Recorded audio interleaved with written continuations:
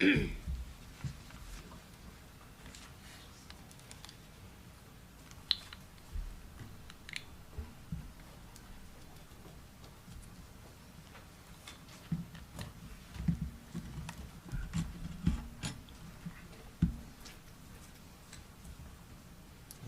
it is 6 o'clock, and I will call this meeting of the Village of Holly Charter and Ordinance Committee to order, and ask for a pledge of allegiance, please.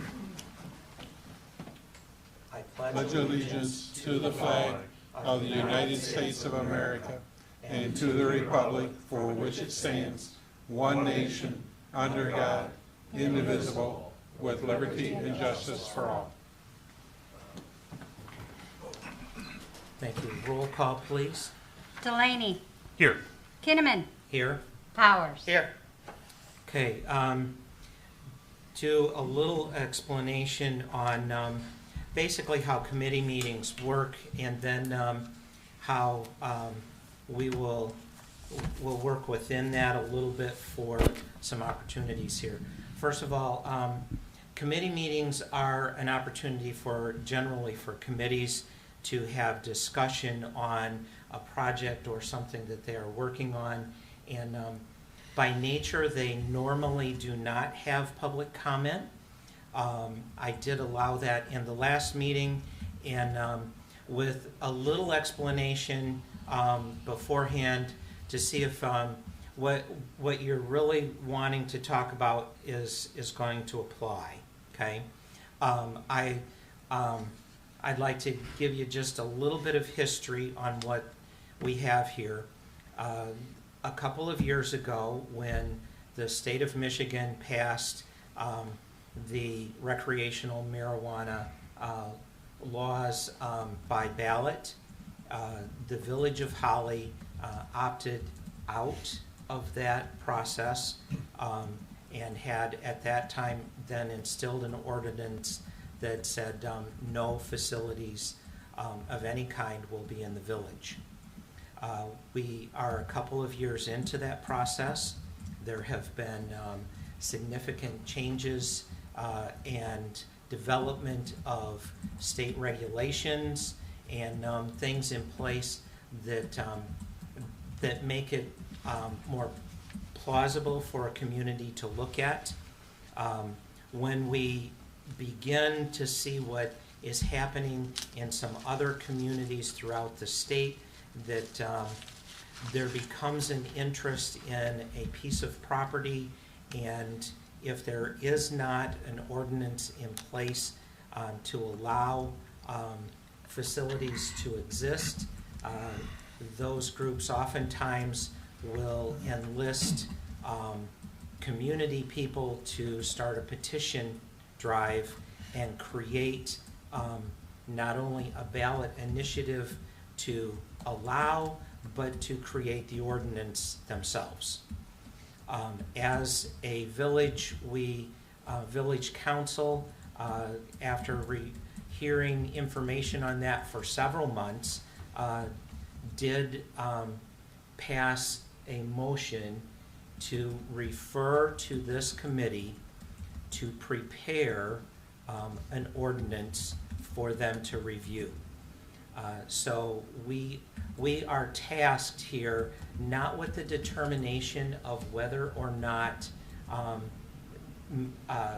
marijuana facilities of any of the categories are what we think is right or wrong or needed or not needed, or any of the personal thoughts on them. We have been tasked here with developing the ordinance.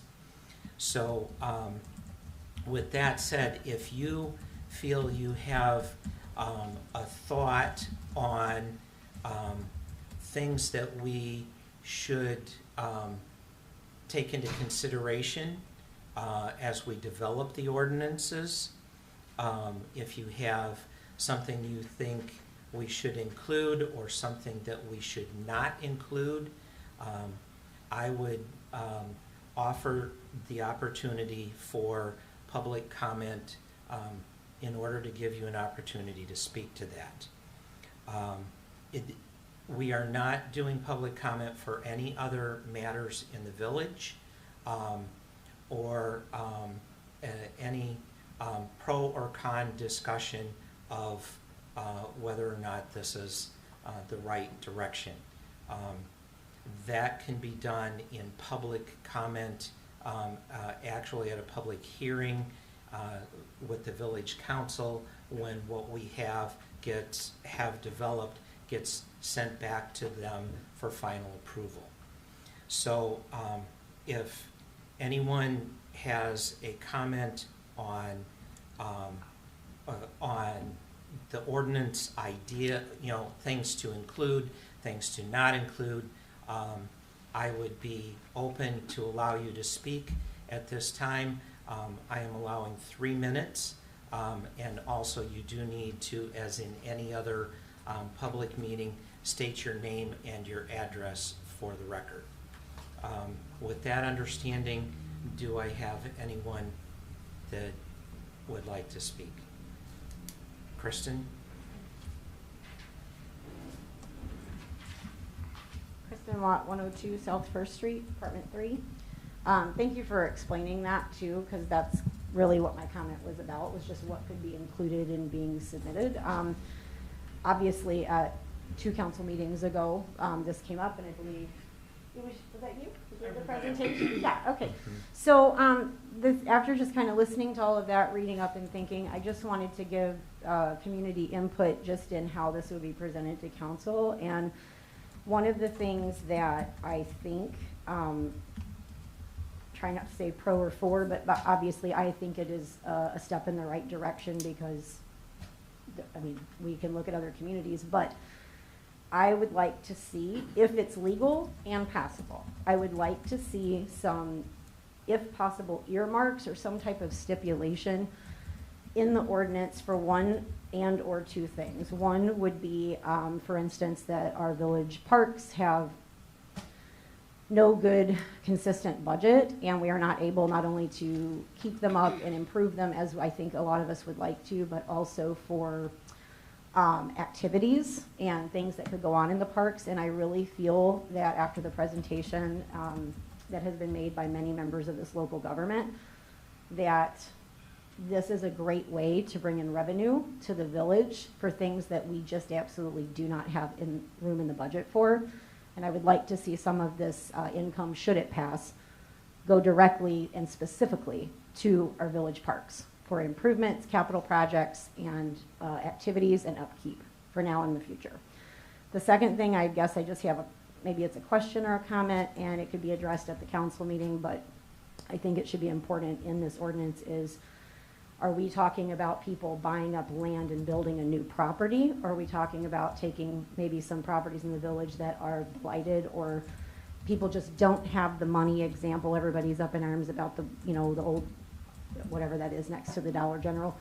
Something like that. If whatever form of these industries whether it's all inclusive, one or the other, I think the type of people who would be investing in doing this should hopefully have the revenues to maybe not only take over blighted properties, but also some of the environmental contaminations I know that are underneath that property, and that's one of the reasons it doesn't sell.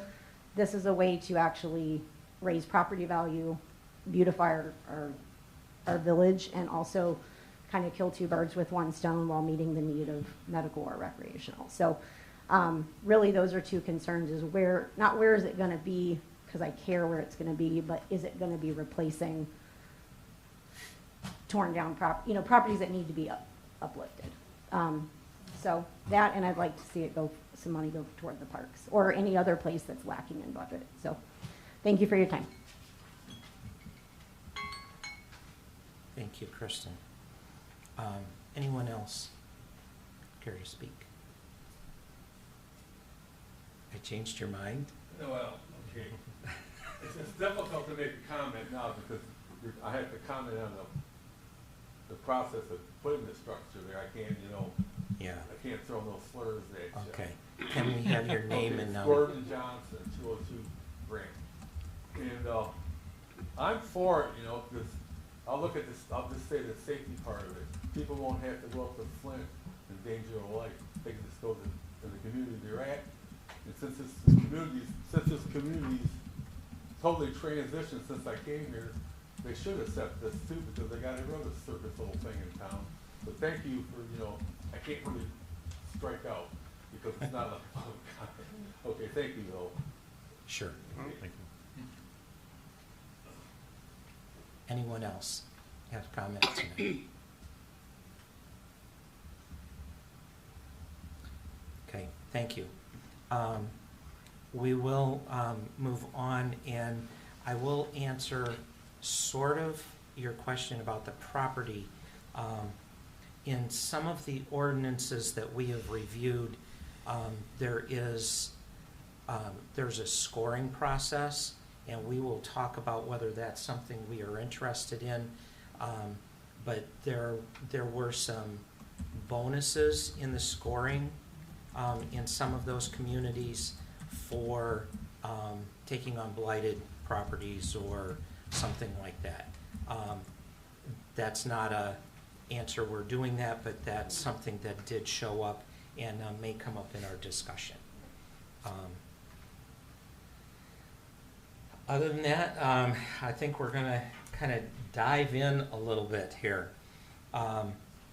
We had, I believe, 9 different ordinances from different communities that we had looked at, and what I would kind of like to do is talk from kind of dialogue with you guys about what we want to take for a process. I have a couple of thoughts, and we can see how you feel about either one of those. We can either go one by one through every one of these, or if there is one particular one or two that you would say, this makes a good starting point, and then let's look at things from other ones that we would like to add or things like that. Either way, or some blending of that, I would be open to leading us through. So any Good. thoughts on that? Yeah, in looking through this and looking through all of them, the one that seemed to pair up Okay, and I'm that's still asking which process we're going to take. the process of deciding Um, which one of the Are we, do ordinances. you want to say, let's pick one Mhm. and build off from it, or do we want to just go one by one through each one? I think we a lot of time. Oh, go ahead, Ryan. Well, I think we're kind of going to say the same thing. I think picking one or even 2 or 3 and kind of starting there and building off would probably be best. Very good. Because it seems to me that, just from my notes from last time, there were a couple of them that stood out as being particularly, these are communities that are most like Raleigh, so Mhm. that, more easily adaptable. Right. you know. Okay, so as we look at that then, is there one in particular, or if we pick 2, that's fine, but one in particular that kind of stands out as, I think this could be the framework that we work from? Did one of them stand out to you that filled that or kind of looked like that to you? Very definitely Chesney did. Chesney's a smaller community like ourselves. It's a historic committee, and it's a tourist type tourist destination. And looking over their ordinance, I think it's quite thorough.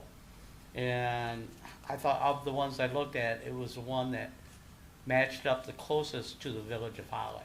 Okay, That's just my opinion. okay. I would agree, and I would say similar of Lake Orion, recognizing, of course, that was one that was adopted by ballot, but I believe we said that it had either been amended a couple times or is in the process of being amended, or both. Right. But I think that would be a good model as well, and it seems similar to Chesaning. Okay. Yeah, I did like the Chesaning one as well, initially, but then, as I went through them, I kind of like Byron, I believe, as, no, not Byron. Byron was the least favorite to me. Frederick Township. I think it seemed similar to Chesaning. It seemed a little more maybe formal, but there were parts in many of them that I starred as I went through stuff. So if we would be comfortable with that, I might open it up for comment from staff as well on your thoughts on one of these as well. Certainly. So staff, we went through the exact same exercise that the committee did, in that we examined all 9 separate community ordinances. We then came together and went through them, and so we had the advantage of we had the police chief, we had the fire chief, we had our building inspector, all with expertise in their specific areas. Look at those. And so we agree with your assessment as far as we identified the village of Chesaning, the village of Lake Orion, and the city of Walled Lake as the ordinances that we felt came the closest to the feel of the village of Holly and kind of what we were looking at. But we did recognize all of the ordinances had something to contribute. Right. And so I think in particular, you know, the department heads in their specific field said, I like this ordinance, this section of this ordinance because. And so I think that's perfect, because what that gives us the opportunity to do is once a base ordinance is chosen, then we can then contribute, each of the experts can then contribute to the committee why they think a certain section should be added. But Chesaning was our #1 selection, as far as we felt that that gave us the best basis to create an ordinance for ourselves. We liked the Lake Orion one. The Lake Orion ordinance was not as detailed as Chesaning, but the thing we liked about the Lake Orion one, or we thought that it should be included to be discussed, is because that is the ordinance, as Councilman Delaney said, was adopted by referendum. That's the one that was voted. And if you look at that compared to some of the other communities, it doesn't have the regulation that some of the other communities have and the ones that we think we want, but it still has some good points to it. We think there'll be some sections that we'll be able to glean from that ordinance. But those are the 3 that we selected, those 3 communities. Would we be comfortable then with using maybe Chesaning as basically our bones that we work from? And then let's look at Chesaning and see if there are some things that we saw that we particularly liked, or something that we thought should be modified a little bit, or something from one of the other ones that we want to bring into that. So, you know, if we maybe just do a basic as we go through the Chesaning one, the first sections are pretty standard that go through almost every community's stuff, is the basic definitions, the intent, and those kinds of things. And unless there's a real change in something in a definition, or we see an additional definition in another one, I think, you know, I'm comfortable with just kind of skipping that section at this point. Right. Yes.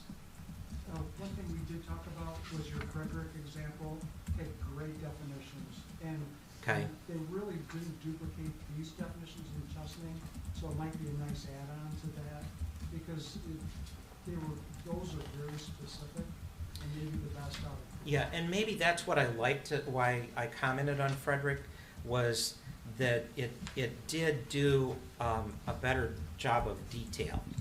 And I don't know if we'd be comfortable to do that. I think And so. what we are doing is we are kind of formulating parts that are then going to be given to our legal counsel, and they will take all of our notes and put it into one document. If any thoughts on saying, let's go with the more detailed definitions from the Frederick one. Sounds good. I think as a general principle, that's a good thing, and I think we'll find that probably even that leaves some things out. You know, as we kind of build in more elements to the, Right. you know, more and different vocabulary will, you know, Right. become necessary. Okay. So Mr. we'll look Kinnaman. at the Frederick definitions. Go ahead. I can either sit or stand. I chose to sit. Thank you, committee members. I kind of wanted to opine at this point, if I could, because I've kind of gone through the process, and again, just to assist the committee in not only understanding the act and how the ordinance is built out of the act, but the two key components of the ordinance. And we're looking at those ordinances, and when we sat down, we agreed with you guys pretty clearly that those match the town but of Holly. But remember, as you look at these, ordinances quite often are crafted specifically for that community. Right. And you're going to find pieces, the two pieces are the ordinance itself and then the selection process. And that point system, if you noticed in some of them, they specifically said we're going to give points. You can't have off-street parking, or you have to have off-street parking, or it has to be on this road bordered by that road. So although that wouldn't be something you would include in the ordinance, it would be something to include in the point system, Right. such as recommendations for use of a benevolent fund. I don't think it would be appropriate to say specifically what those funds are or how you would use them, but points based on what they are bringing forward, because I think that's kind of a given. There was a couple of things I'd just like to throw out from the police department perspective, and again, this is something that I'd like to see in the ordinance that's not in the Lake Orion ordinance that I wish it were. But again, that was crafted by those because they chose the ballot option that they got to draw up the ordinance. So it's a good ordinance, but to add in that ordinance, and remember, council can actually choose, and I'd like to go into just a couple of definitions within the act itself, because there are things in the ordinance you cannot change by the act, and there are things that you can change under the actual act, the law. But one of the things you can do is change setbacks, so you don't have to go by the setbacks that you see in there. Under the act, you are allowed to change those setbacks to fit your community. That's something you should know. We do want to have the definitions, those both assist police, fire, and code enforcement, because if it ever becomes a legal issue, the last thing you want to do is try to attach 5 different people's definition on a word of what that means. So if those definitions are in there, we establish that. And at some point, council would need to determine within that ordinance the number and types of licenses you will allow or not allow. That is your purview.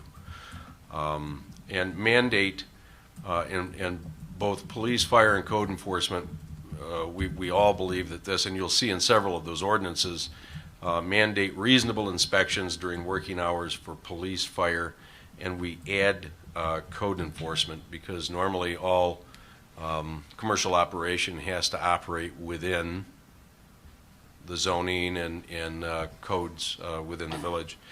And then also mandate odor and noise control. And one way to do that is a recommendation within the selection process that selection process is extremely important, and that's kind of where litigation usually applies. You never get sued because of your ordinance. You get challenged because one group, if you have 7 applications for 4 licenses, feel that in some way, shape, or form, you lean towards the other one, you weren't as fair. So in that point system, creating a very clean and defined definition of what it means to attach that point. Under the Act, the clerk is designated as the person who must make those selections and add those points. That can't be deferred. The Act requires it be a clerk. However, a clerk can request a committee, and that committee can be members of council or police, fire, code, management, to assist in establishing those criteria and then the criteria to select and score. But ultimately, the clerk will attach the points and make that determination. And in that is where the village can say, we're going to give additional points when we get into the safety and security aspect of what they propose, an applicant is going to propose. So what I would like to see, and I think the fire and code as well, is to provide additional points where they provide a cloud-based police access to video surveillance systems. And that is kind of common in the industry. What our research has found, that they want to be your best business. They know what's at risk. They know that people have suspicions and doubt. So therefore, they do everything they can to be open with their business, and we're finding that. And many of them do provide live feed access to law enforcement. We can actually do that through the dispatch center. If an incident was going on, we're watching it live, and they can guide the officers and fire personnel. And additional points for any type of manufacturing, packaging, or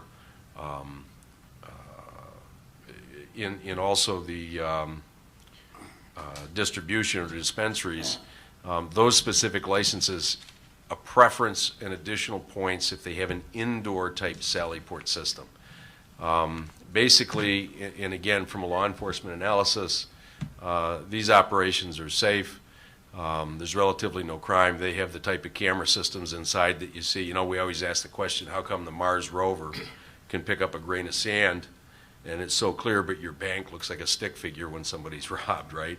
Well, these guys have Mars rover camera systems. So in addition, having a secure Sally Port system kind of takes away one of the weak links. If any weak links exist in this legislation or in the safety in a community, it's in the transport itself, because that's where you're on open roads, or in the loading or unloading, because those are critical points. So having a secure Sally Port system, either outside and fenced in or inside the building, would be a preference point, I think, for the police and fire as well. And if there were a couple of things, and again, the only reason I throw them here is because this is the act itself, and it kind of guides what you can and cannot do in an ordinance. And I know there may come some discussion on certain things, and then it's like, well, then you get it to the attorney and you find out you can't do that anyway. We already know that marijuana is legal. It is the law. The average homeowner or person, anyone in Michigan, can possess 12 plants and process it in their home. That might be surprising to some folk, but that's the law in Michigan. Anybody can have 12 plants and process that out. In addition, you're allowed to limit the establishments within your boundaries. Reasonable restrictions on public signs, so you can actually develop and have reasonable, and again, that's the language in the act. If there are certain things or phrases or statements, you can restrict that. You can regulate time, place, and manner of operation.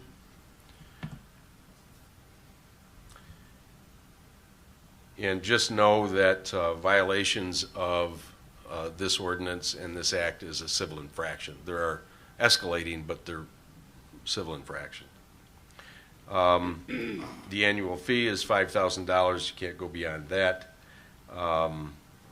You cannot restrict transportation of marijuana through a municipality or prohibit growers, processors, and retailers from operating within a single facility. So if you pick, let's say you elect to have 3 licenses and whatever those are, but you find out there's another licensee that's transporting through, you cannot restrict that under the Act.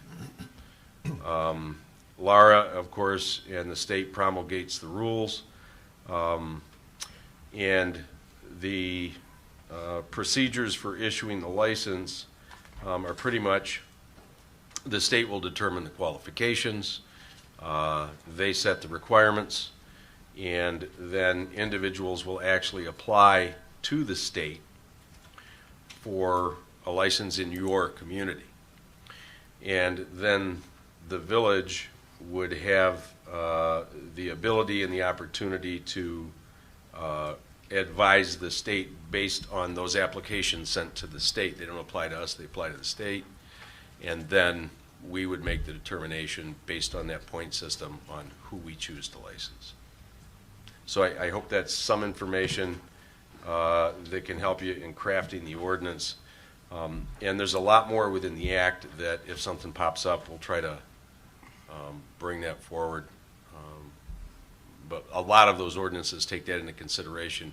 But that scoring system is where I think the village can really steer kind of a lot of things that we want, and have extra points. You can afford extra points for rehabilitation of a dilapidated property and bring that up to code, and that can be a point system as well. That's kind of where that lies.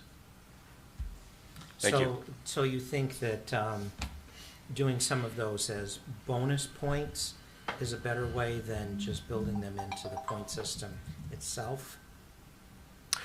What you can build them into the point system, but remember, one facility or one licensee may come in and say, our operation, we don't use outside sally ports.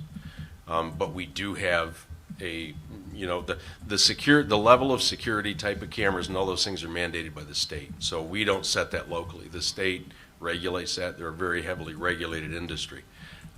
It's those additional things that we can ask for. So they're going to come in, everybody's going to have the same type of security standards. And we're going to say we're going to meet the Michigan Marijuana Regulatory Agency standards on security. So we're going to add extra points if you live stream your video to the PD. You don't have to do that. We're going to add extra points if you create a secure sally port where when they're loading or unloading a product, there's that fencing or inside a building, and you can't go wrong with that. So my recommendation would be extra points within the point system. Questions on that, guys? On anything he said? When what you're saying, that it's very objective, but it really seems very subjective to me on this whole point system. That's I'm a little confused about. It is confusing until you actually begin to look at the score sheets and how you establish those points. And you can come up with your own point system. You just got to remember it's got to be fair and it's got to be equally used on everyone. And the more you can define it as to what exactly that point is going to be, if you have a 20-point maximum when you get into the security part of it, and if 5 points or 10 points extra you're afforded for having an indoor sally port or 10 points for live stream, those are points given that another licensee may not have. And that's fair, and that's measurable. So I think my question is, you're using the idea of 20 points for that section, for say security. Do you suggest that we count that, like the sally ports, as a point in that 20 points, or if they've fulfilled all of the normal 20 points, that's 21 points? Well, I think you can do it by sub-points. Some communities we noticed had, and I think it was... a couple of them had, like within a category, they had 5 points for this section, 5 points for this and I section. actually recommend that because it's less vague and it's very Yes. clear. Yeah. You can still get the 20 points if you did these extras, But if somebody just came in and said, we meet all of the regulation standards as directed by the act, they're going to get 10 points. Right. And so I think to answer Councilman Power's question, though, that's where the subjectivity goes. Right. Is if it's all listed up front and everybody has the opportunity to check that same box, that's up to them. We know they're going to have to meet the minimum, which are the state requirements. But if they have the extra, the closed-circuit television, the Sally port, and whatever else, or if there's anything else we determine, those will be listed on the form. They won't be any type of secret that somebody will say, oh, I didn't know I could get 5 more points if I did this. It's going to be listed right there. Everybody will have the exact same opportunity, but if you check every single box, which goes above and beyond the state requirements, then you'll get additional scoring. And then it's very clear. The more we can make it very clear, very defined what that 5 points means, how they can achieve it or not have it, I think it takes away its risk mitigation for the village. Yeah, I think that's one of the things I saw in a couple of them was that that point, the description in that point seemed a little vague. There were some that were really vague, and I think that's where you create risk. Right. Those Problems. left me a little uneasy, going, okay, does that mean if I like to color your painting? And remember, Sally Port, that's it's your clerk, 5 points or that 4 has to points make if that, you yeah. don't, and your clerk has to make that determination. I think, to be fair to your clerk, who has to add those points, you really got to give her some guidance and some clarity so she can make those points and understand them, because ultimately she's the one that's going to levy the points. So I think she'll want Did the you help. stop? yeah, yeah. Okay, thank you. Does that help you? Yeah, very, thank you very Good. much. Okay.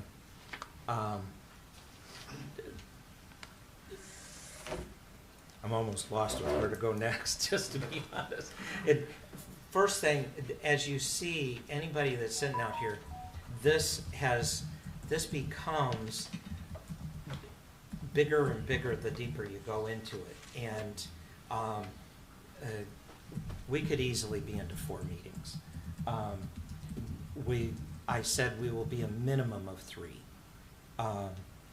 And we may get through a good share of sorting out these ideas and submit a rough something to legal counsel, and then when we get that back, then go, okay, this is the second half of that we want put in it, that goes a little deeper or covers some other things, and then we still come back for a final review meeting before we send it back to council. So do not expect us to be, we are not just throwing something together and sitting it out there.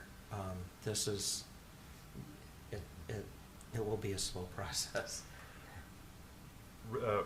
Regarding how we want to proceed, I guess it's more of a question. If, as Chief Narsh mentioned, there's 2 basic components to what we're Right. doing. We're doing the selection process and we're doing the ordinance. Right. And I guess I'm wondering, would it make sense to begin with one or the other? And then, Yes, to begin with one and then proceed to the and other. then, right. Naturally, we have to make the selection process, in my mind, before you put anything else together. If we want to start with that, maybe, and look at a couple of those scoring processes and see if there's things within those that that you may like or not like in one of them. So, Agree. okay, so tonight may only be scoring processes. What? Just one last comment. Remember, and a lot of communities have gone through this process. Ordinances can be amended all the time, and Right. they do all the time. And you get into it in 6 months and 3 months out, you go, hey, you know what, let's add this, no big deal. The scoring process, once you get that, you're gonna have to stay with that, because as you get applications, you can't change the goalpost Right. in the middle of the game. The ordinance you can amend, but the scoring process is really gotta stay the same. I noticed that with Berkeley, we only got the scoring process. Yeah, that was interesting, that one of them, that was all that was there, was a scoring process. Yeah, that Or it was an early one. Yeah. Yeah, I thought, where? Well, and I don't know if that was maybe an oversight or if that was a suggestion, right? Yeah, no, actually, that's all that was sent over, Oh, okay. yeah. Okay.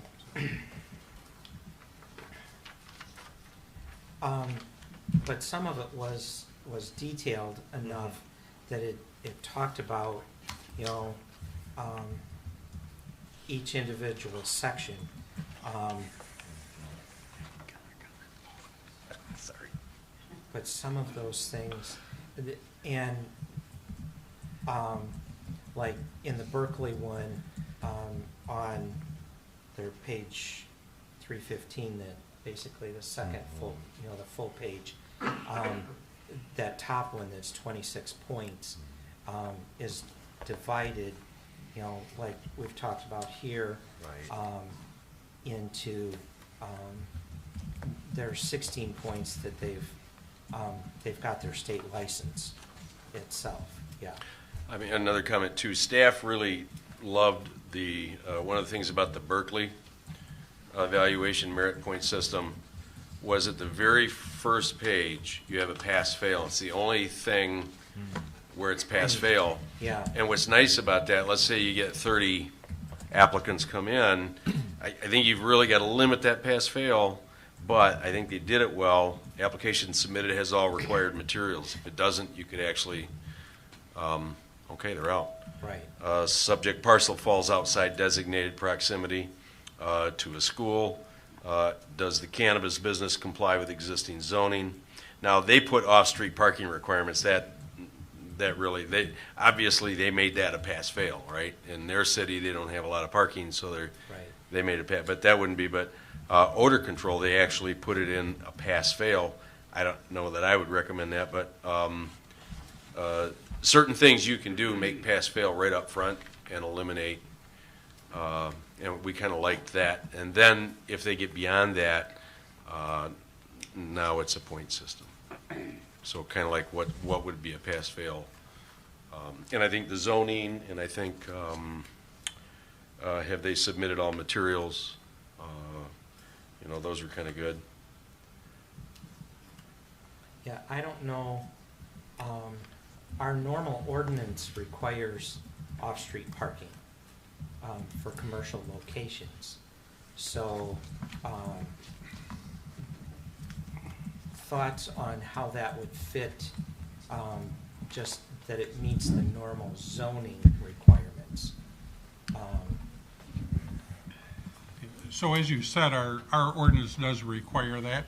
I think the only place in the village that does not is the commercial business district, which basically is along Saginaw and then over to Broad, and then from the railroad tracks to Oakland. And so that would be an area that staff would recommend that we prohibit from having any type of licensing in that area, in the historic downtown. You know, we think that there are better areas to have it in the Midtown, in the North Shopping area, along Grange Hall Road or along North Saginaw. And everything that's in those other areas would comply with the current zoning ordinance of having your own parking. And so that would be zoning itself, what we do with where it is allowed or not allowed within each of our zoning categories. Well, you actually, if you look at the Berkeley, Right. if you look at the Chesaning. Chesaning ordinance, I mean, there is a section that says permitted locations, section 7. Right, And so you can call out the permitted location. So, I mean, you could exclude, so in there's the only one they excluded, marijuana establishments shall not be permitted in any residential zone district, but you could, if you chose, recommend to council as a whole to add the commercial business district to that also. And so that would cover all of that area then, where traditionally they would not have their own parking anyways. And we think from a staff perspective, the licenses are better suited for the other areas. Thoughts on adding the phrase to include the central business district, which is the historic district downtown, as a non-place, a non-area. In surveying a lot of people, they really were quite insistent that we keep it out of the historic district. I would And agree. I tend to agree with that. Yeah. So, we will add that in that section, then, whatever the correct, well, it's called central business district Correct. in the zoning.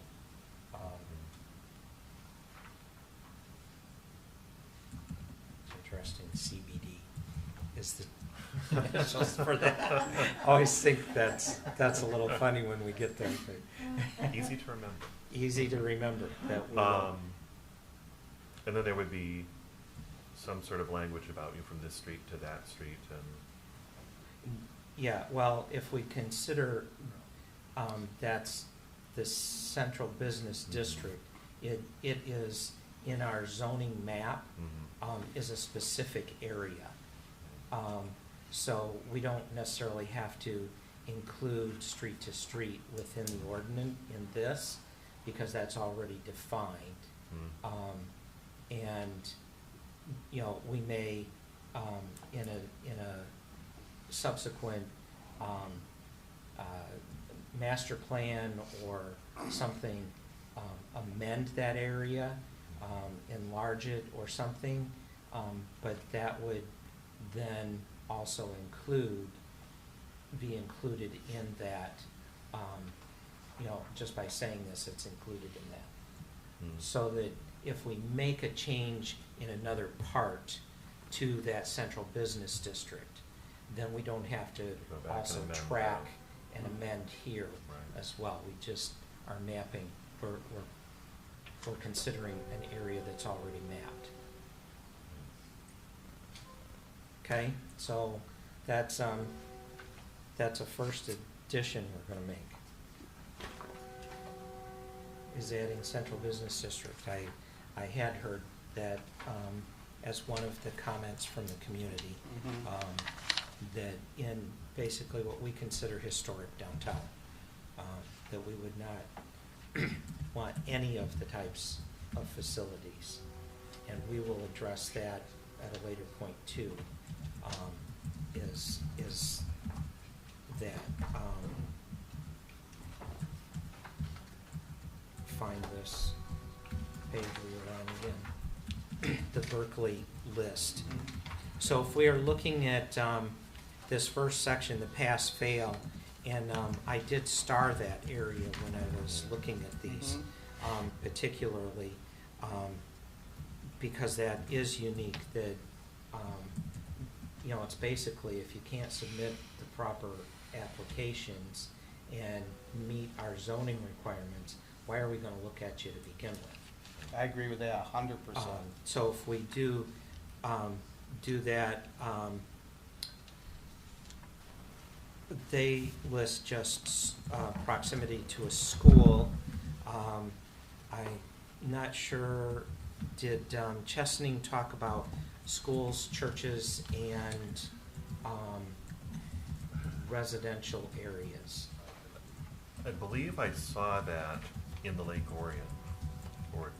So Yeah, I saw it in a couple of them. it was in Yeah. Chesaning also. Was it Chesaning Chesaning calls, also? if I remember correctly, 500 feet, Right, door to door from any of those. right. And Lake Orion had different distances for they're- each category. Right, yeah. And I think we'll look at those, but in that, I'm thinking just in the wording here, in these requirements, that we need to add, schools, Oh, I school. think we need to use the term houses of worship. Mhm. Can we include parks in it also? Does that make sense?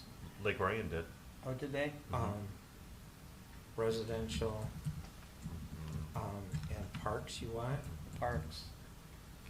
Can I only say that you might want to, I mean, I think it's a good consideration, you should talk about it, but I wouldn't latch on to parks in particular. While I think parks are important, I think you have to remember with the size of the community that we have, and you have one park right in the middle, right, of your midtown district, that, you know, you could eliminate Right. some potential right Yeah, there, so. Without being too much thinking about properties, but when you think about, you know, we've had comment on the Pontiac dealership property, and Ganshaw Park right there, you know, we're talking about the lowest numbers in here were 500 feet, which is, you know, almost 2 football fields. That's a long ways, and we're probably, that property probably falls within that easily. So I would be, Okay. you know, other than that one, our other parks are really in residential, completely residential areas, and they would not be affected, I think, by what we are doing. No. So are we comfortable? Yeah, I'm comfortable. I can see where that would be a problem, in particular Okay. with a car dealership right there. Okay. Okay, so we're going to add houses of worship and residential zoning. You act like you've got a comment for us. Well, I think this is the place to say it, and Go I ahead. just, I want to, so if a community goes by ballot, maybe I'll just talk. If you go by ballot, remember the people who are wanting to get those licenses are going to write their own ordinance, right? So there's a caveat to the Lake Orion ordinance. If you're good enough and smart enough and you know you're drafting the ordinance, you can craft the ordinance in a way that's going to block other applicants because you're coming in, it's your ordinance. So there's sometimes language in there, I think, that sets up the people that are pretty solid that they're going to get the licenses because the ordinance is being drafted around the way they're going to do it and where they want to plan it. So then if you put those things in, that's one of the hazards of learning the hard way, but that's one of the hazards of going through the ballot initiative is this council and this community loses all control of your ordinance. It's going to be written by those that are coming in and doing the business, and you lose all control of that ordinance. So if, under the big term of the discussion is, should you opt in or just go to the ballot, just remember on the ballot you lose that. But also, whoever writes that is going to design in things to favor them. So some of that stuff you may find in ordinances that were by ballot initiative. So there's some careful language Sure. that all of a sudden isn't in other. Right. But Right, and that explains why you may have found that in the Lake Orion, because, you and in know, all fairness, it's all fair. you should just keep your chair Oh. up there, because Well, I don't want Steve to be. you may be our resident consultant for this process, you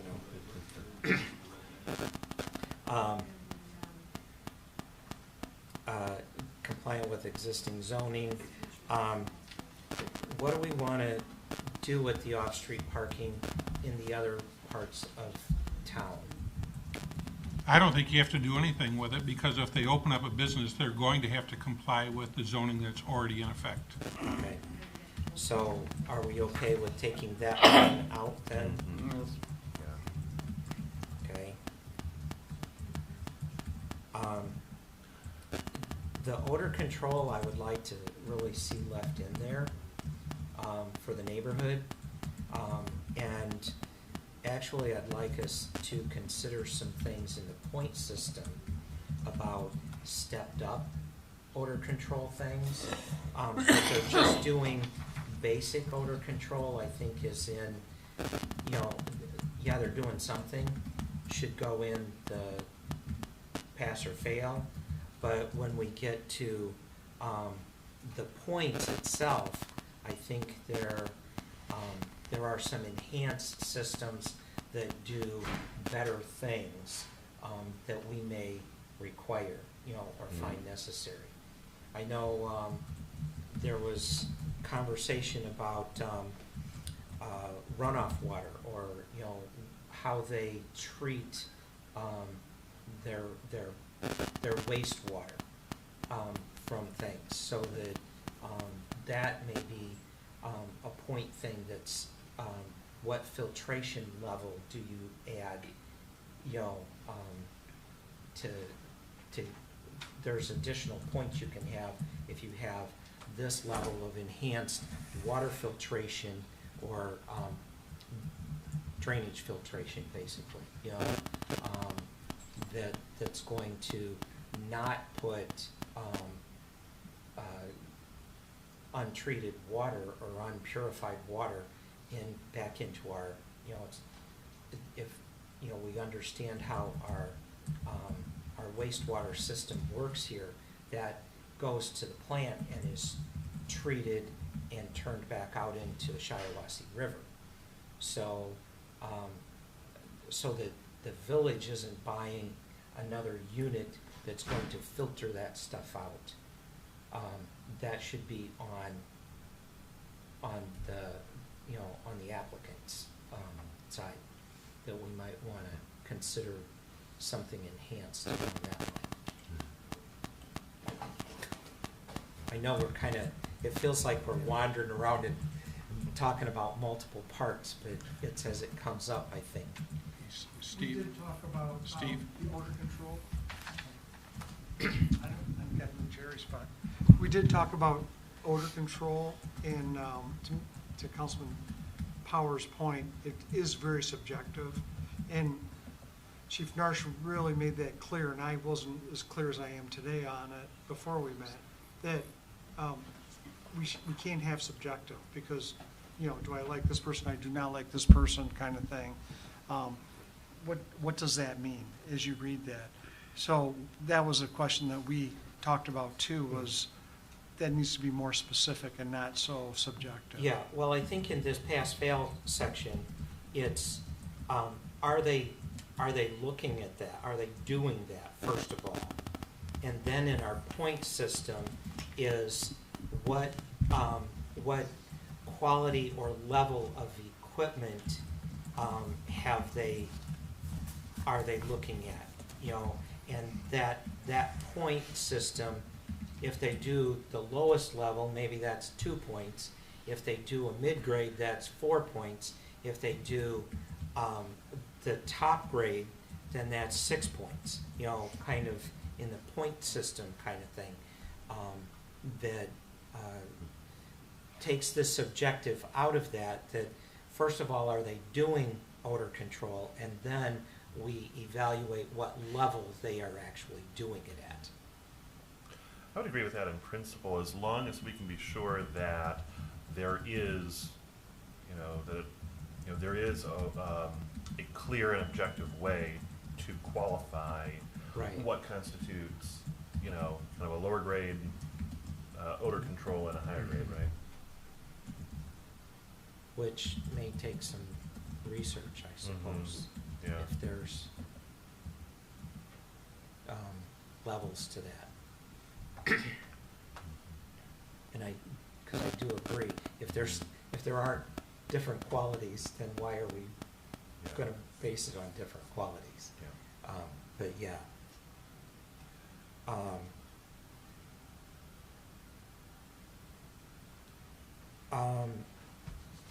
I'm not sure how you interpret this, the one about recorded determinal acts to public good.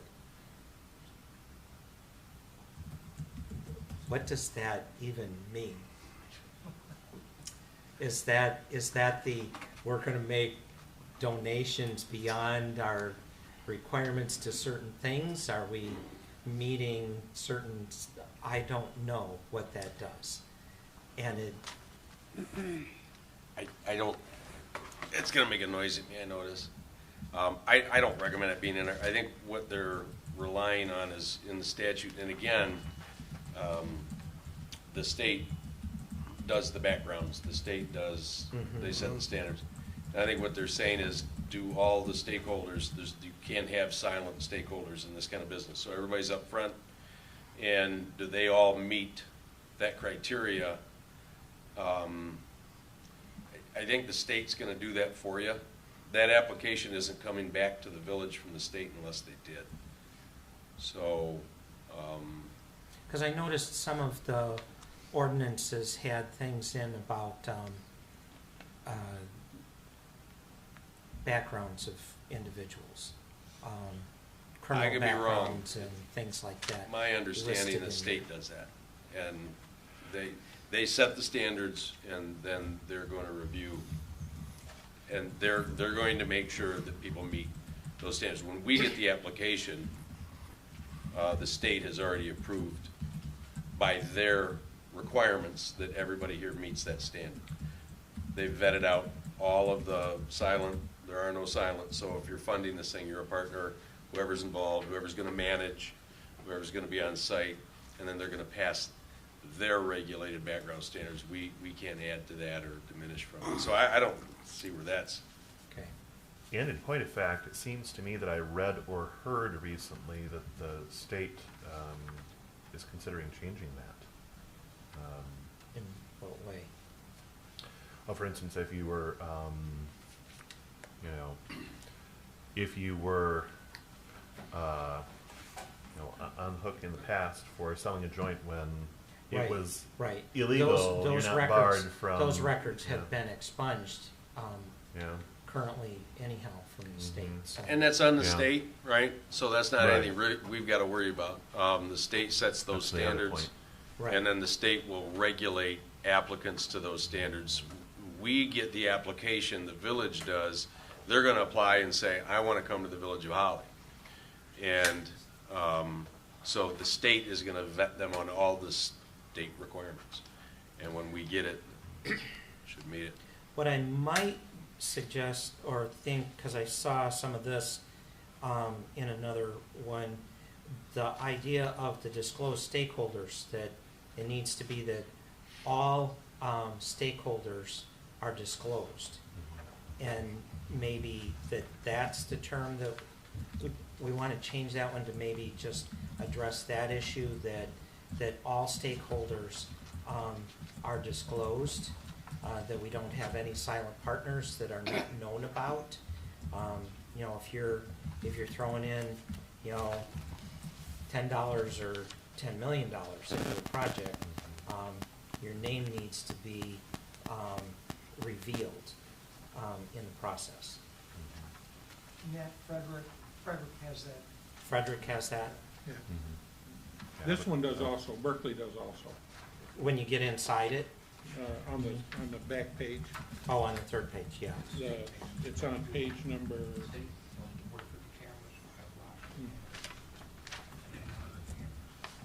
it's the back page, so it'd be page number 2.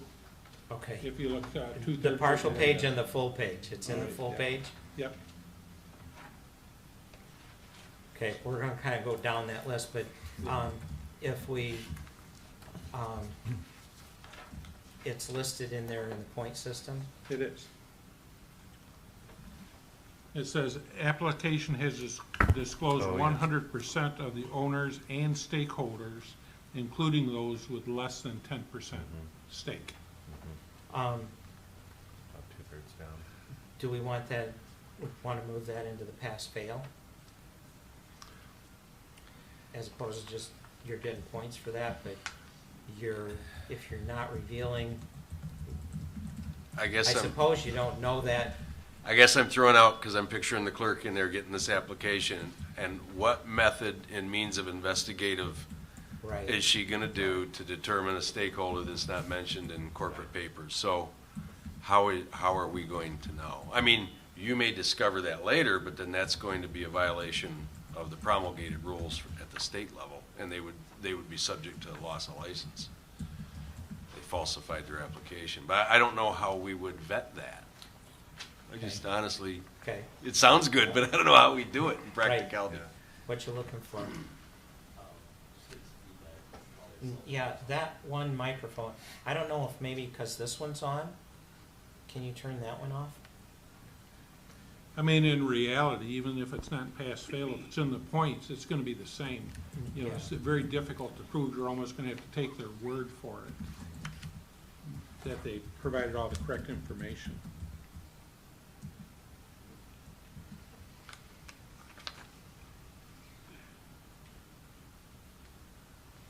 So is it your recommendation that we just nix that one, or we leave it in there as you get bonus points if you? I don't think it needs to be, I think that's on the state, and we don't have a way to vet that and determine. I just rely on the state to make that determination. Will the state tell us, though? Well, I believe the application, when it comes from the state, means that they meet the criteria. Now, unless that's in there because it turns out, there's also a section in there, and we haven't talked about that, is some of the ordinances have in there that it's okay to transfer a license to another licensee. Yeah, when we get there, I don't. Staff kind of thought we didn't like that idea. We'd rather it go back through a process. Yeah, no application. Yeah. I did see where it said that, whether it was a new owner, or it was, that they were changing locations, that either case required a new application. Yeah, and think bar. I think the easiest way to do that is think bar, right? This has kind of been crafted to match, you gotta be 21, you know, there's restrictions within and consumption restrictions, things like that. So think bar, and if you have a Class C bar liquor license or over the counter, you can't just sell it to your buddy and then he gets the license. It's got to go back through the Class C. You can transfer it through the Michigan Liquor Control Commission, but you got to go that route. I mean, without diving too deep into that, even for us, we just thought it was better to go through the new process. Right, that it's, all changes are new applications, in essence, which falls in the ordinances.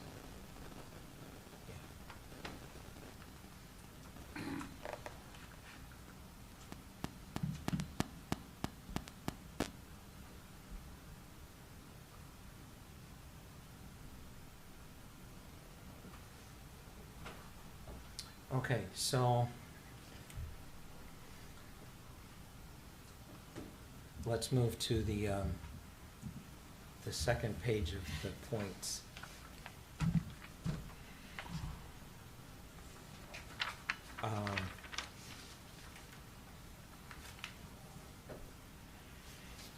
And maybe just take each one as a section and look at it. So we'll start with that first one that's got 26 points in it.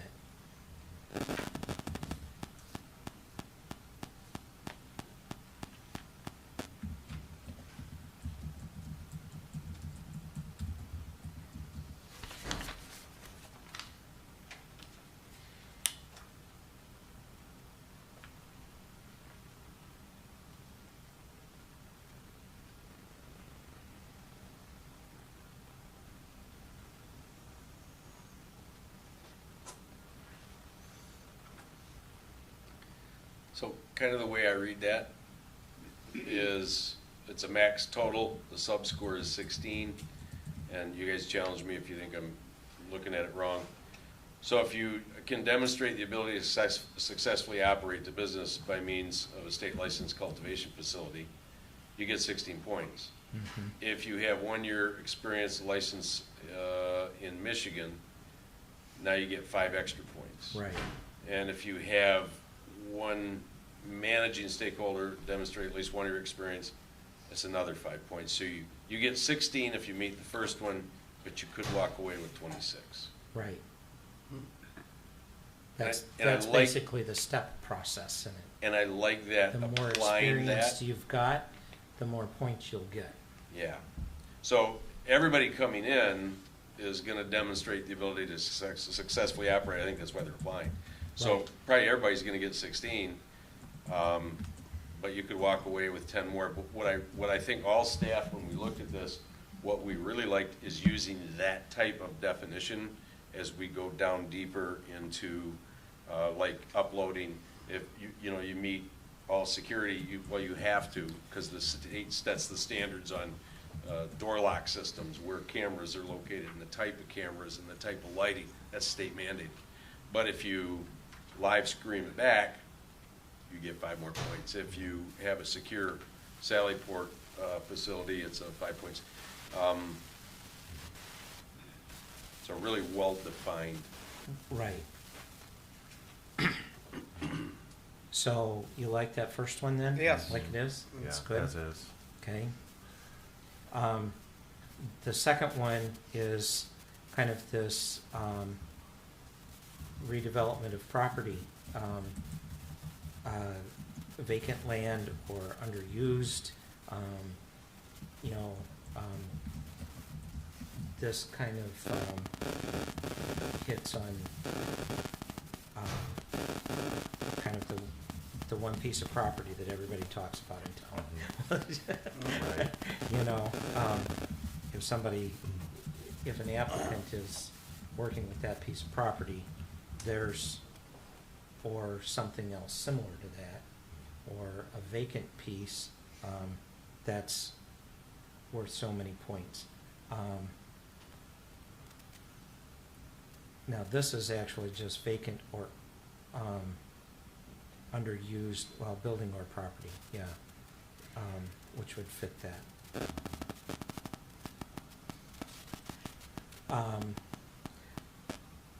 Richard, Yeah, Josh is monitoring the meeting, and that feedback, he thinks somebody's cell phone is too close to the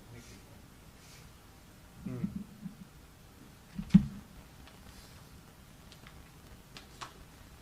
okay.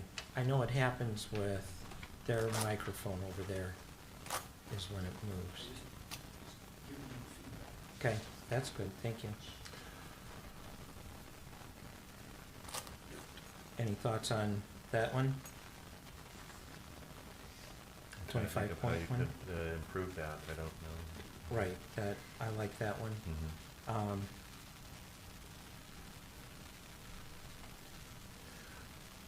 Except for maybe,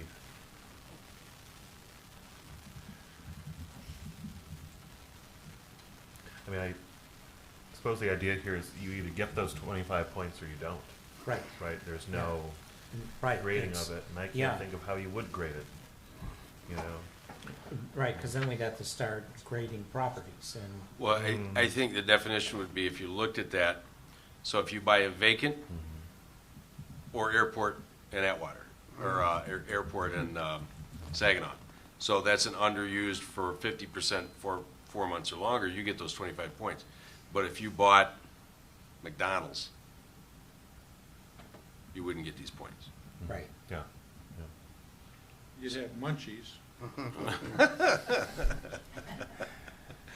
So I think the idea is kind of like what was talked about, you're steering and directing Right. to vacant land for development or underused. That's kind of a cool, and again, it's a really clear definition, which I like, Right. So bonus if you do that.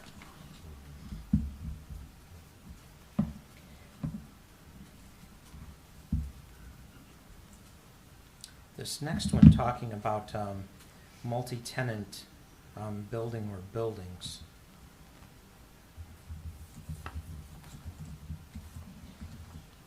This to me is like if they choose to go into like the Holly Foods Plaza is where I would interpret that.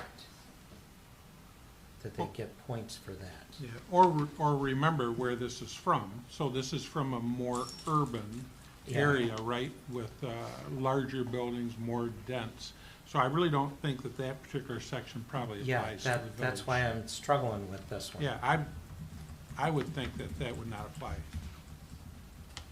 Thoughts? Agreed. Yeah. Yeah.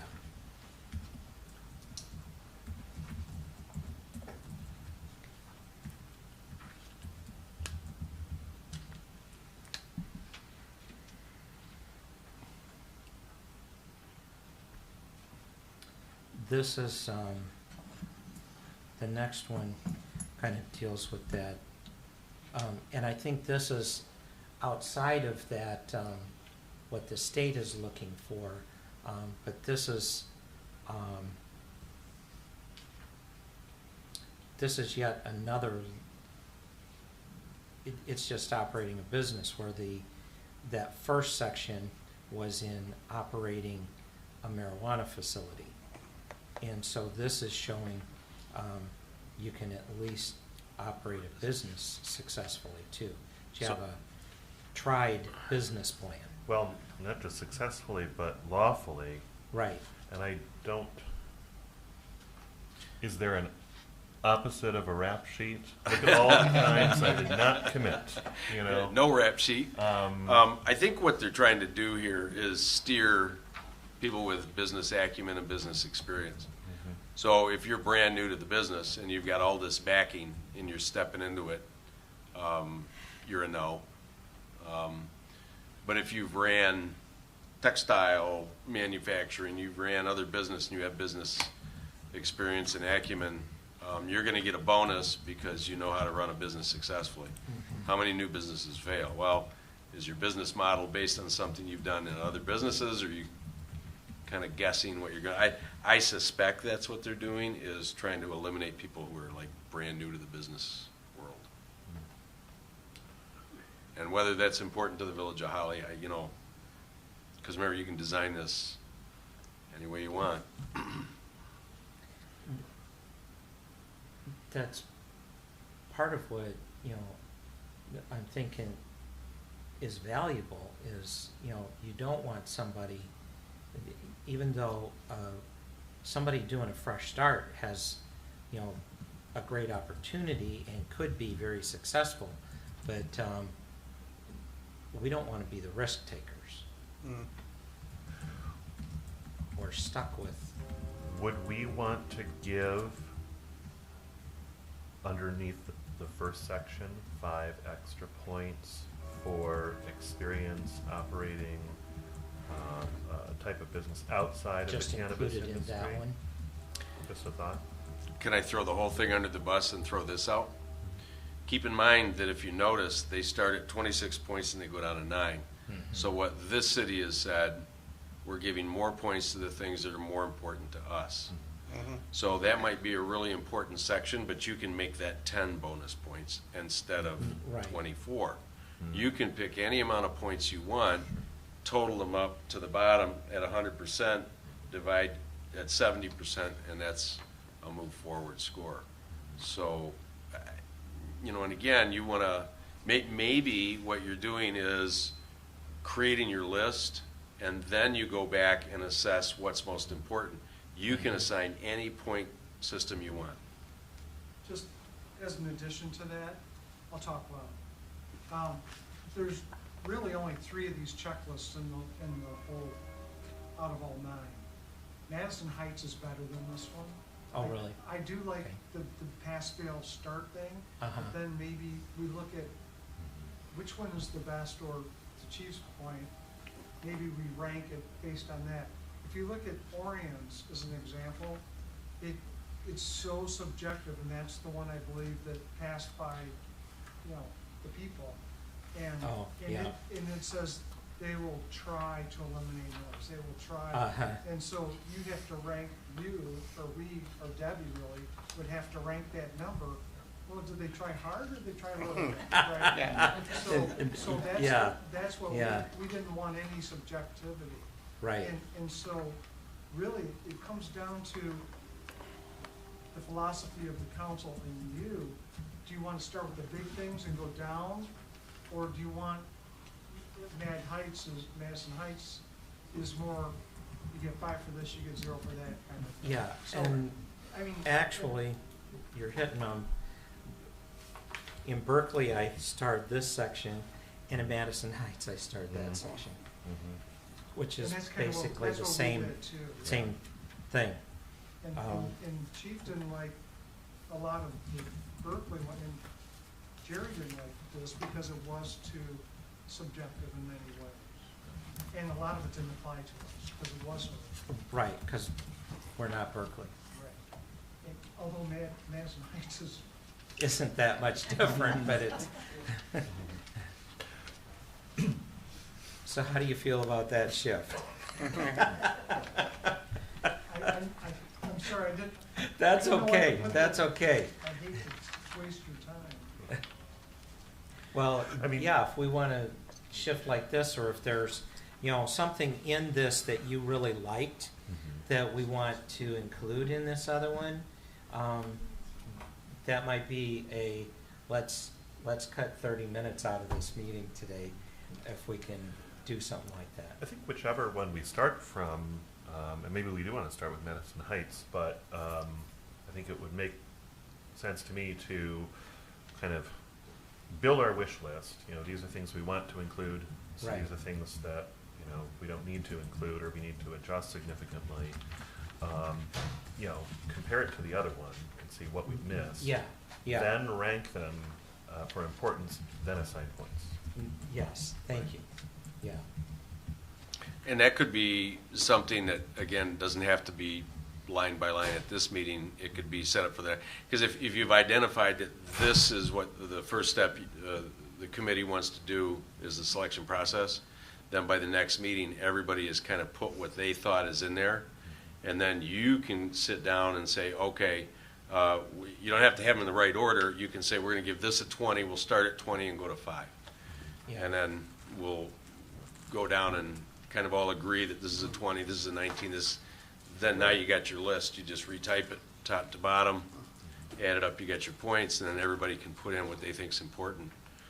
And Jerry's got some great stuff that he's been keeping notes from staff that, we could toss your way too. On the Madison Heights one, I did put a question mark out to the side of, in page 4, where it scores points on numbers of facilities. Yeah, I did too.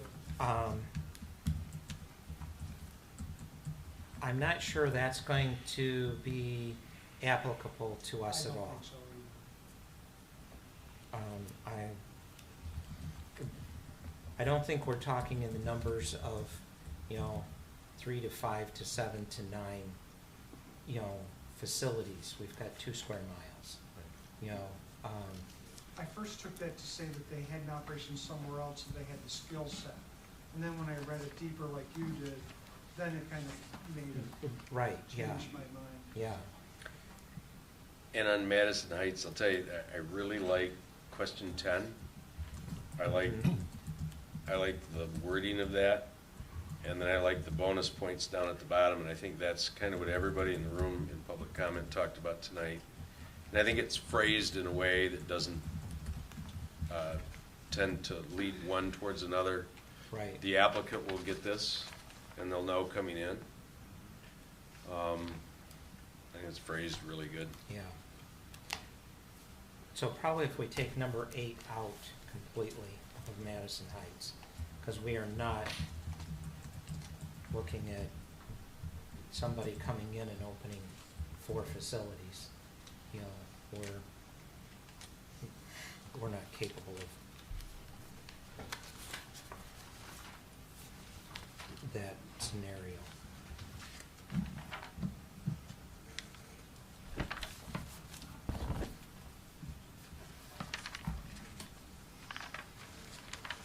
And the Madison Heights one takes in how long a property's been vacant. And actually, there's your ranking on the longer something's been vacant, the more points you get. This kind of thing. I kind of like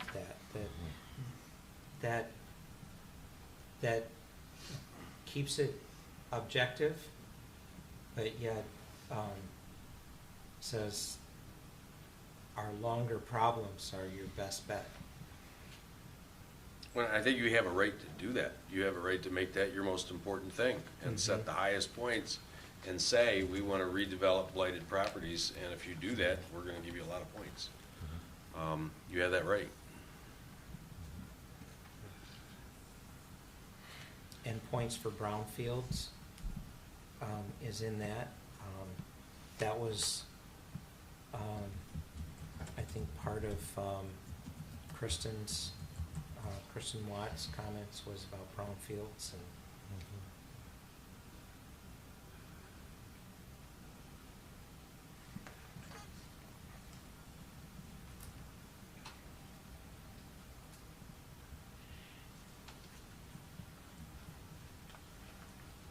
extra security measures are in there. In number 5E, and maybe that's where we enhance that a little bit, that it's not just 5 points for additional security, but maybe make that one be 5 points for your Sally Port, 5 points for your Live feed. live to the feed, police department. you know, something like that. And maybe add that in there. Because there's your subjectivity is extra, is a subjective And it's clear, term. right? Yeah, it's clear. And so if we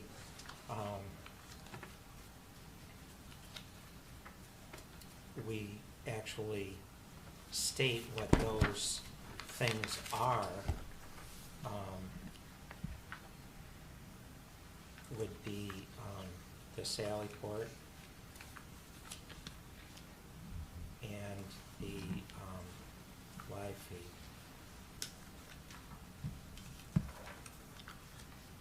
And if there's something else that either one of you, you know, if any of you come up with that you think The is stormwater management, I don't know if it's in this one, I don't remember. It's in Berkeley's, but it's not in Mad Heights, but that would be one maybe we come across with. So would that, are you thinking that that would be another, well, this is security. No, but like on number 8 that you eliminated, maybe we pull that one across kind of thing. Yeah, Well, that could be included in under Odor. 5D. Odor and odor and water processing, the additionals. You know, and one of the things he talked about was, okay, if you measure odor at the ground outside the facility, some facilities will shoot up a 30 or 40-foot stack to dump the stuff into the air. So if you're down on the bottom, you're getting 0 measurement, but 8 blocks over, Yeah. they're smelling everything. So is the measurement based on the ground or what's coming out of that building, you know, the filtration? And that might take a deep Right. dive with let our attorneys find what's the standard out there for us to put that in. But the water, the wastewater, odor, light, what did you call that, Jeremy? Light trespass? I mean, is your building so bright that your neighbors can't sleep, you know, without black curtains? yeah. But I think Councilman Delaney is right. You could include that under 5D and just put bullets under there for each one of those categories. Yeah, right there. Yeah, part of the, Those are all environmental factors.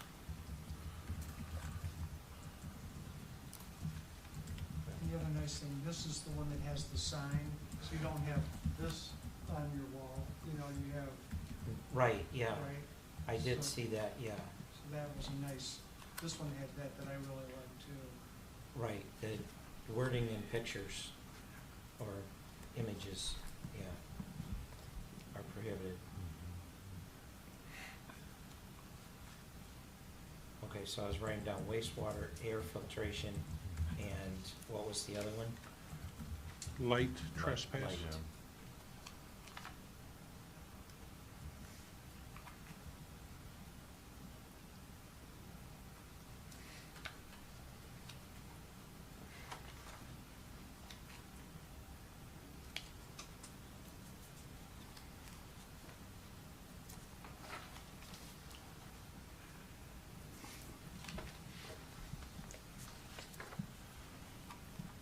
Okay.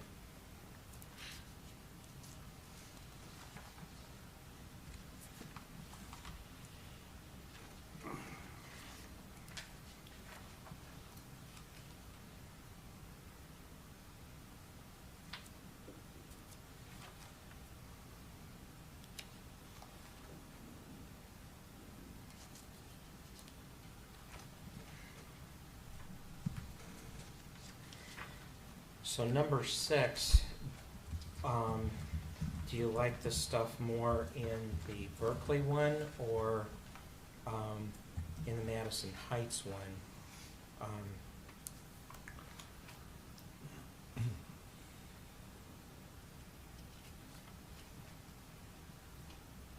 I like that Berkeley was clear about demonstrating at least 1 year of experience, both in Michigan and in other legal jurisdictions. Mhm.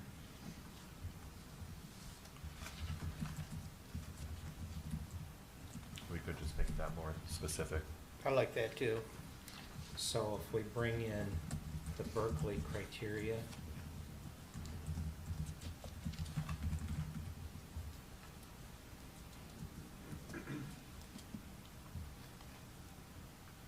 that's the 26.1 into this, and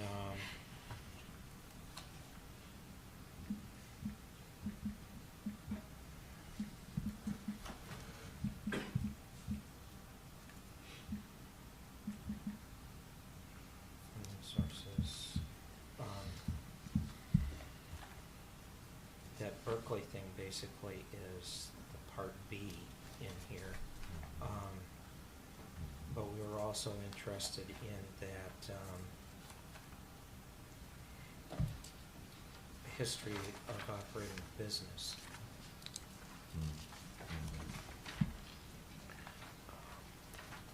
Which I think,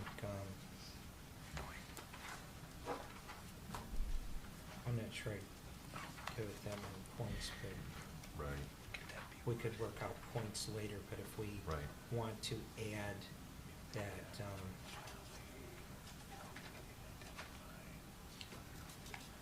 23-point section, in there as well.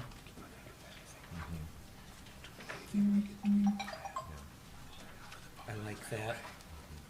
What do you think, Rick? Yeah, You like that? yeah, I like that. Okay.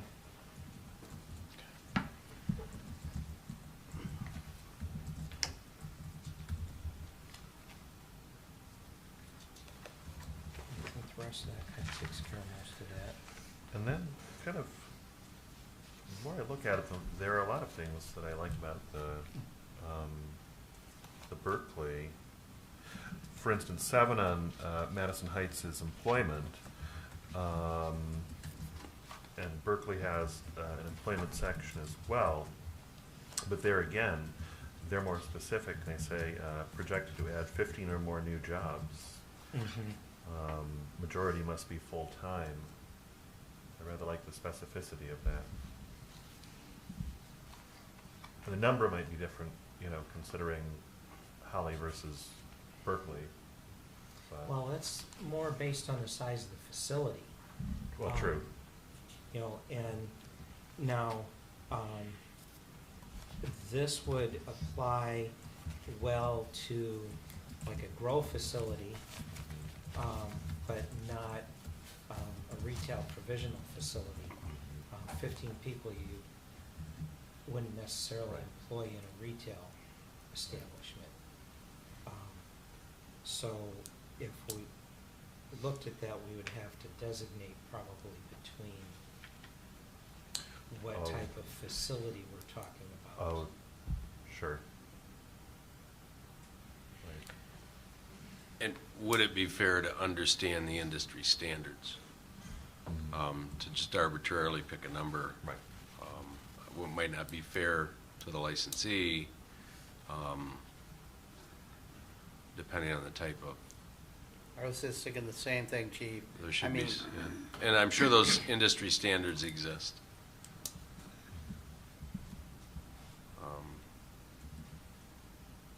You know, if you have the, you know, grow operations are, I think, 100, 500, or 1,000 above, 2,000 above, there's 3 different levels of manufacturing.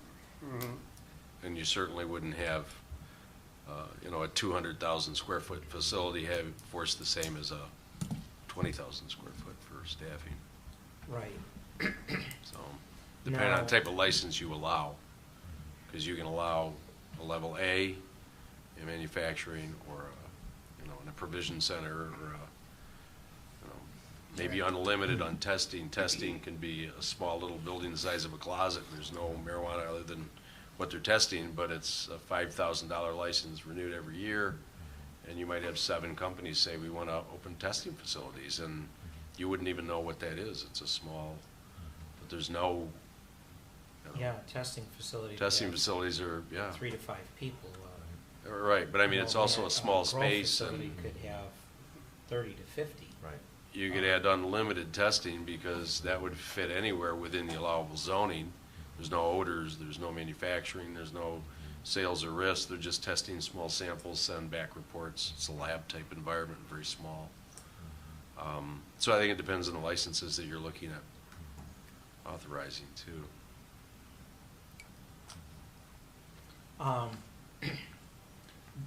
So I'm probably feeling a little more cautious about putting a hard number in there. But at the same time, I'm feeling that the section 7 is a little vague. Right.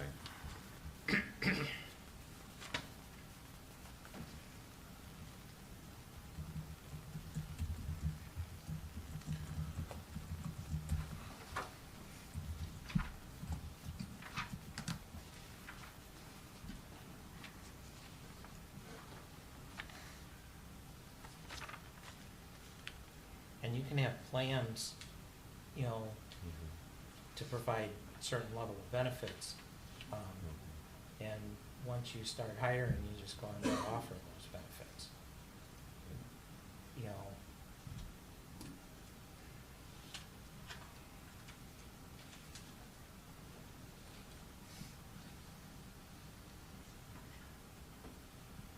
Do we want to research what are current industry standards and kind of come, circle back to that next time? That's a good idea. Yeah, I mean, just keep in mind, though, that industry standards will change, just like in any Right. industry, right? As technology moves forward, that will change the number of people that are required also. And like I mentioned earlier, I think the one area that you don't want to change is this. Because this is where I think most litigation comes from, is the selection process. So the more you can, Right, we want it. Get it nailed down, right. But I think the You- thought is to come back in our next meeting and go, okay. and that may be It looks like right. standards are that, you provide to all full-time employees, medical insurance and, whatever like that, if we even say something about, that they need to be, you've got a plan to hire residents, something that is more like, 30% of all hires, would come from the community or something like that, that starts. Yeah, I like that idea. I was also going to suggest, as another kind of piece of homework for us, is to research of the, what was it, 3 municipalities we got that had these criteria Yeah. attached. Who had the most litigation? In other words, in which municipality, where do they work best? Which ones of Right, these had the most and- challenges Yeah, really, brought yeah. against them? Yeah. Probably gonna say Warren, Detroit, because they got so many, right?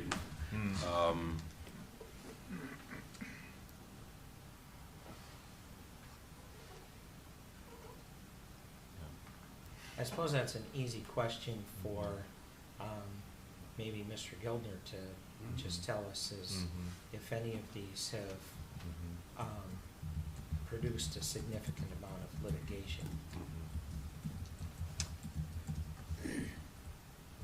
Perhaps, and we can broach that question to him. When you're paying him to research things, I mean, you're getting out. I saw the cash register. You're getting out running. the checkbook. Yeah, I think probably the way that I would approach it is to work with him in coming up with an ordinance that is defensible Yeah. and one, in his opinion, protects the village to the greatest extent, rather than Now- researching what happened. Because remember, these ordinances that you have in front of you, I mean, I know that with one of the communities in particular, there were multiple lawsuits. This ordinance that you have in front of you is a result of those court cases, right? So it doesn't mean that because they were sued that their ordinance is flawed. It just means their ordinance in some ways could be stronger. Right. But, yeah, I would not, I like Mr. Gildner, but I wouldn't turn him loose with a checkbook.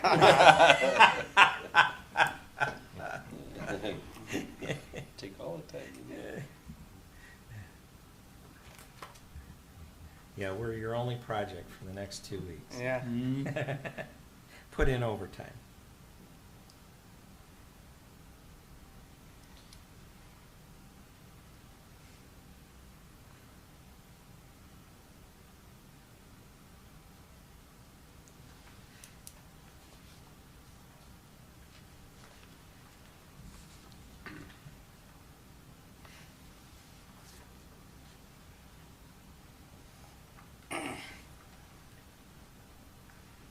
Richard, Yeah. can we put a time limitation on these meetings? Oh, certainly. I mean, this could go on until 1 o'clock in the morning. if we keep on Oh, I doing know, that. and that's why I'm saying, it's obvious we're gonna have more meetings than we need. More meetings, and I would I propose. would think if we can finalize some things in this one in the next 15 minutes, Mhm. that I think a 2-hour meeting, after that, you kinda, Yeah. you're cooked anyhow, so. Cooked. Yeah, so in the future, we'll make the meetings 2 hours, is what you're saying? Mm, Not to yeah. exceed 2 hours. Yeah, I think so. That's a good idea. So, and I think you're almost through your list, at least in Madison Right. Heights, and we were over 3/4 of the way through on the Berkeley scoring key. I think Right. that what staff can do for the committee, if you would like, is we will take the comments that you have made tonight, and we will compile a sample scoring list from comments made, and then at the next meeting, I think it'll go much quicker for that. And I think, since you haven't chosen the ordinance yet, but I think we can start working on the ordinance also in the same fashion, Yeah. and it'll be easier. I to think track. we have all three decided that we like the Chesaning Yes. document. And so, are both of you comfortable with letting or authorizing them to first of all compile what we've talked about in the scoring process, and then maybe take the Chesaning document and begin to make the tweaks to it that make it fit Holly? I agree. Yes. I agree, but just a question, were we then going to go through the scoring document and What ensure they that bring the- back to us, then that the we order will- is Yes. Yes. right and, okay, They're, point values? they're just gonna basically take what we've kind of talked about tonight Yeah, and actually compile it. make it something that we can now look at and go, okay, now let's tweak that. A draft. Right, create a draft for us, Right, yeah. yes. Yeah, Yeah. Debbie hates it when I say we, but we would love to do it. Hey, she's got a third employee now, she has lots of extra time. When they talk about the clerk so much in Yeah. the act. Yeah, she's gonna have to be very well versed with this, because this is gonna be her baby.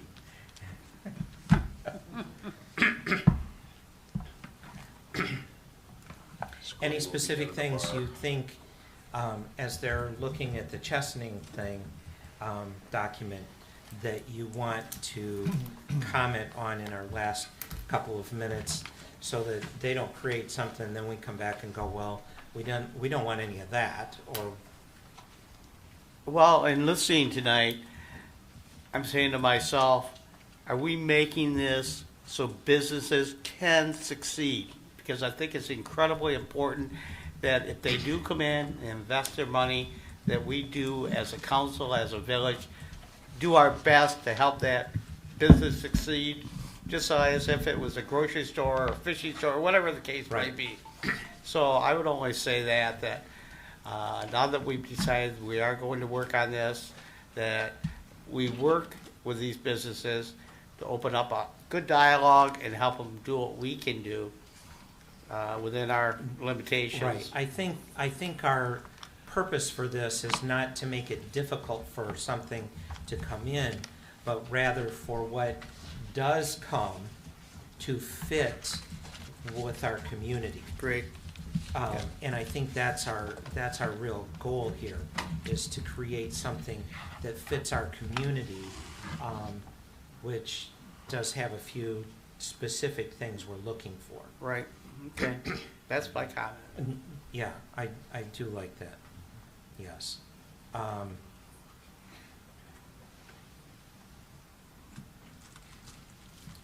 One of the things for you to be thinking about for our next meeting is the number of permits that we will allow. I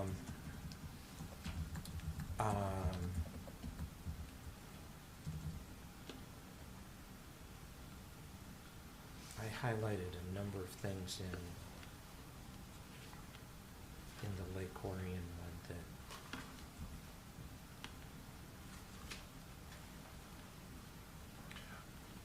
Are we expecting to talk about the types of facilities allowed, or are we working off of the presumption that we're not limiting those by I types? think that's something we can discuss in the next one as well. Okay.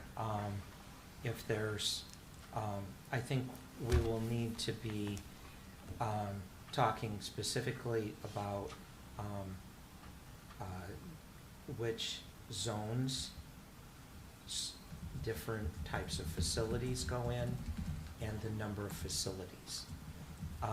One of these actually had a chart, a table that did basically that. It took each of the areas and it said where it was permitted and how many licenses they were going to, or permits they were going to issue. And I think that's a significant thing that we need to talk about. Yes, I agree. I like that. Because even though we may say, you know, it doesn't matter how many, actually it's in the Walled Lake one, page 2 of 11, in some section, it's section 18402. They have a full table in there. And so I think that's important for us to talk through. But even if you say, you know, it doesn't matter how many, you know, grow facilities we have, or how many, you know, testing facilities we have, I think we still need to be reasonable in what's manageable in our community. You know, we can leave it completely unrestricted and become the testing facility of the Southwest region, you know, or we can say, you know, there's certain parameters that we still need to hold on to. And I probably just divulged where I'm thinking. And a piece of information, I think Chief McGee had done some research on the 3 levels of grow operation by size, what the recommended square footage is for those. Mm. So, I mean, if you have, you know, a quarter-acre parcel, but you need 3 acres of land for a type C license, well then, obviously, we're going to authorize type C within the village, we'll have type A or type B. Right. So I think Chief McGee has some of that square footage that he could bring back. next That would time. be very good. Yep. Yes. Mm-hmm. That'll help scope it out. Yeah. I do want to say I appreciate your depth of knowledge in this process. I'll keep switching think hats, and I think it's helpful to us to have somebody who's not only been through this in another community, but also, your knowledge just of the whole process. It, you know, the three of us could spend 6 months doing nothing but reading up on this and still come back with questions. And I think it helps to have a quasi-resident expert, you know, in the room that can guide us in some of that, in thinking through what we come up with. I will say the Walled Lake one, the way it's, the depth that it is and the way it's divided, I'm not that interested in that at all. I do like something that is a little more succinct, but yet there were things in there that, you know, there's a reason they went that in depth with some of what they did. But I think we have, I feel like we had a productive evening. Very productive. It's a good Feels start. like we chased the snake down the road, but sometimes that's the only way you get there when you've not driven the road before. So that's good. Any final thoughts? Did you have a date for the next meeting? Is that That's- November 7th, you said? I don't think that we had fully said the next one.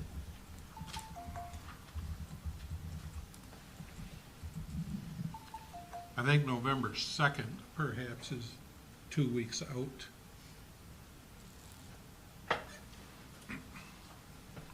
Jury, that's election day. Okay, Just remind me. yeah, okay. It is, I'm not sure what we. We don't have anything We in the don't have village. anything No. in the village. Do you have anything in the township for this one? I don't think. I don't believe so.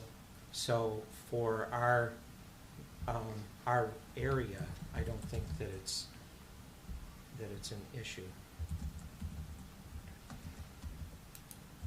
6 o'clock start time again?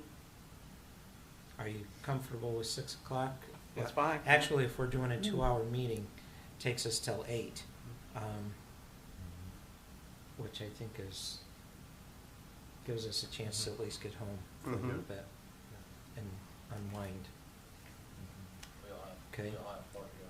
So are we looking for the 2nd then at 6 o'clock?